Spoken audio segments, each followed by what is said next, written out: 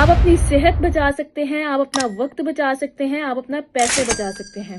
अगर आप खाना खाने के ये 3 आदाब सीख लेते हैं और इन 3 तरीकों को अपनी रोजमर्रा जिंदगी में रोजाना अप्लाई करना शुरू कर दें, तो आप बहुत सी ऐसी बीमारियों से बच सकते हैं जिनके इलाज के लिए आपको हजारों रुपए खर्च करना पड़ेंगे। जब भी खाना खाने बैठें तो हाथ धोकर खाना खाना शुरू करें। आप घर से बाहर खाना खा रहे हैं, आप घर के अंदर खाना खा रहे हैं, आप किसी पार्टी में हैं, किसी इवेंट में हैं, अगर आप हाथ धोकर खाना खाते हैं तो इसके 2 फायदे हैं।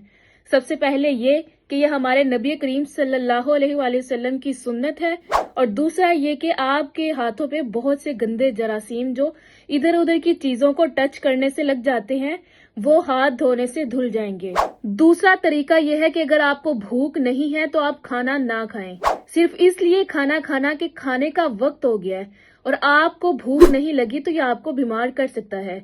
वो खाना हजम नहीं होगा, वो खाना आपके मैदे में पड़ा रहेगा और वहीं पे गल सड़ जाएगा।